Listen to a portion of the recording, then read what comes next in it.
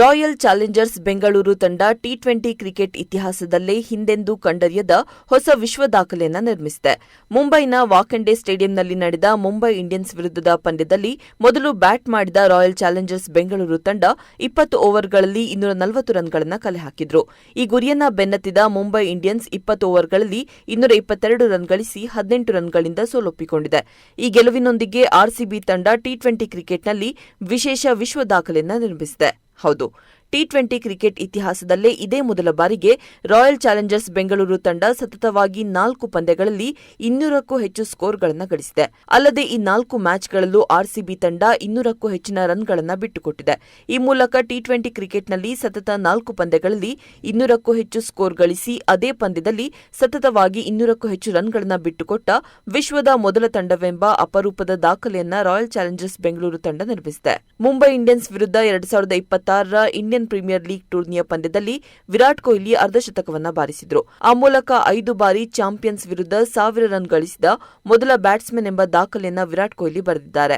IPL ಟೂರ್ನಿಯಲ್ಲಿ 8,814 ರನ್ಗಳ ಮೂಲಕ ಅಗ್ರಸ್ಥಾನವನ್ನು ಅಲಂಕರಿಸಿದ್ದಾರೆ. ಇದರೊಂದಿಗೆ ಅವರು ಐಪಿಎಲ್ ಇತಿಹಾಸದ ಸಾರ್ವಕಾಲಿಕ ಶ್ರೇಷ್ಠ ಬ್ಯಾಟ್ಸ್ಮನ್ಗಳಲ್ಲಿ ಒಬ್ಬರಾಗಿದ್ದಾರೆ.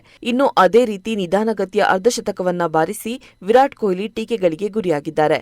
ಒಂದು ಕಡೆ ಫಿಲ್ ಸಾಲ್ಟ್ ಹಾಗೂ ರಜತ್ ಪಾಟಿದಾರ್ 200ಕ್ಕೂ ಅಧಿಕ ಸ್ಟ್ರೈಕ್ ರೇಟ್ನಲ್ಲಿ ಅರ್ಧಶತಕವನ್ನ ಬಾರಿಸಿದ್ರೆ ಕೊಹ್ಲಿ ಮಾತ್ರ 131 ಸ್ಟ್ರೈಕ್ ರೇಟ್ನಲ್ಲಿ ರನ್ ಅನ್ನು ಗಳಿಸಿದ್ರು.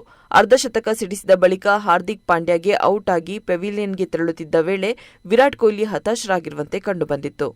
ಔಟ್ ಆದ ನಂತರ ವಿರಾಟ್ ಕೊಹ್ಲಿ ಕೋಪಗೊಂಡು ಮತ್ತು ಹತಾಶಗೊಂಡಂತೆ ಕಾಣಿಸಿಕೊಂಡರು. ಪೆವಿಲಿಯನ್ಗೆ ಹಿಂತಿರುಗುತ್ತಿದ್ದ ವೇಳೆ ಅವರು ತಮ್ಮ ಹೆಲ್ಮೆಟ್ ಅನ್ನು ಬೌಂಡರಿ ಲೈನ್ ಬಳಿ ಎಸೆದ್ರು ಹಾಗೂ ತಮ್ಮ ಗ್ಲೌಸ್ಗಳನ್ನು ಸಹ ಪಕ್ಕಕ್ಕೆ ಎಸೆದ್ರು. ವಿರಾಟ್ 38 ಎಸೆತಗಳಲ್ಲಿ 50 ರನ್ ಅನ್ನು ಗಳಿಸಿದ್ರು. ಅವರ ಇನ್ನಿಂಗ್ಸ್ನಲ್ಲಿ 5 ಬೌಂಡರಿಗಳ ಜೊತೆಗೆ ಒಂದು 6 ಅನ್ನು ಬಾರಿಸಿದ್ರು. ಅವರ ಸ್ಟ್ರೈಕ್ ರೇಟ್ 131.58ರಷ್ಟಿತ್ತು.